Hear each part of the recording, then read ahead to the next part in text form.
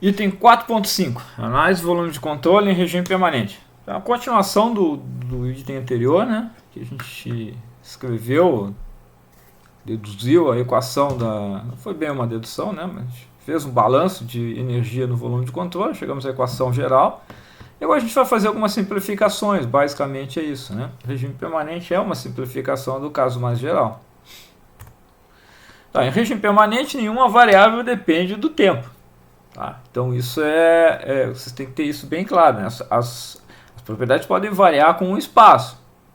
Tá? Não tem que todas as propriedades serem constantes. Não. Está dizendo que ela não varia com o tempo. Numa determinada coordenada lá, x, y, z, tu vai ter sempre a mesma velocidade, sempre a mesma temperatura, sempre a mesma pressão. Qualquer variável vai ser constante naquele determinado ponto.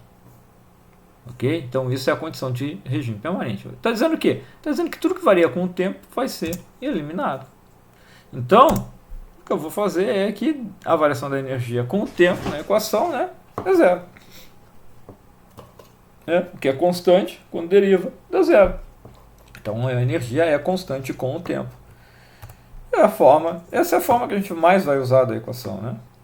Então a simplificação de regime permanente é essa. Essa é a forma principal da equação. Vai ser usada nesse curso de termodinâmica. Tá bom? Não tem grandes coisas para falar aqui. Mas algumas simplificações, né? Então, continuo em regime permanente, né? Então agora só tem uma entrada e uma saída. Bom, se só tem uma entrada e uma saída e é regime permanente, então não tem como acumular massa dentro do volume de controle. E o que acontece? A massa que entra é igual a massa que sai, que eu vou chamar de M ponto. A vazão mássica que entra é igual a vazão mássica que sai, que eu vou chamar de M ponto simplesmente. E eu simplesmente escrevi a equação anterior, né? Então a equação anterior que eu tinha, né? Equação geral, né? Somatório dos M pontos. Só que agora M ponto é igual, só tem uma entrada, não tem mais somatório, né? E o M ponto E é igual a M ponto S, que é igual a M. Então, substituindo aqui, né, vai desaparecer o somatório, vai ficar M ponto, então eu posso reorganizar essas coisas, né? Notem que sumiu o somatório, ficou M ponto aqui, eu posso dividir todo mundo por M ponto, foi isso que eu fiz, ó. Então apareceu o M ponto aqui, o M ponto aqui, ele desapareceu. Só tem uma entrada e uma saída em regime permanente. Então a equação fica mais simplificada. É isso que a gente está fazendo, está simplificando a equação. Prestando atenção o que acontece com cada hipótese imposta no meu equacionamento.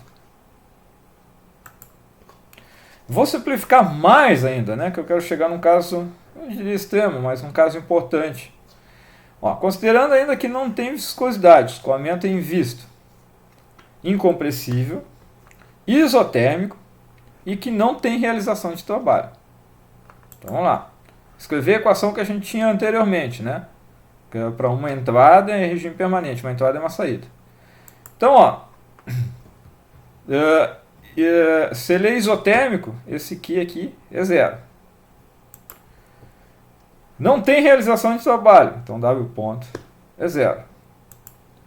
Bom, se ele é invisto e isotérmico, não tem como ter variação de energia interna, né? Porque da onde vai vir a energia? A variação da energia interna, você tem que aumentar a temperatura, tem alguma coisa a ver com atrito, coisa e tal. Então, se não tem trabalho entrando no sistema, não tem atrito, né? Ele é invisto, e não tem calor entrando ou saindo do sistema, então a variação da energia interna é zero. Tá? Então, o que vai acontecer aqui? Essa equação aqui ela vai ficar escrita.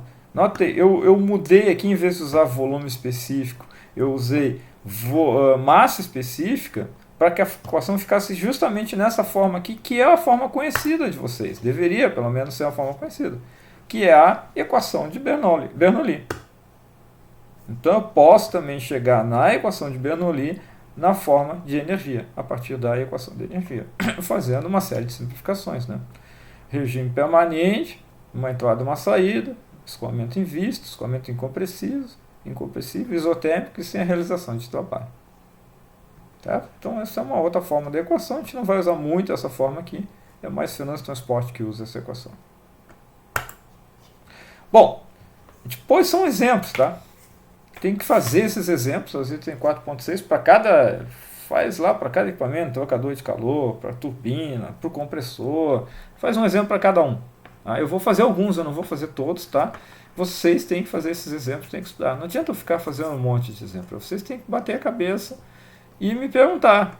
Tá? Façam, tentem fazer os exercícios e tirem as dúvidas. É assim que funciona. Não adianta eu ficar fazendo, só perda de tempo eu ficar fazendo exercício. Eu já sei fazer, eu vou aprender mais do que eu já sei. Tá? É isso.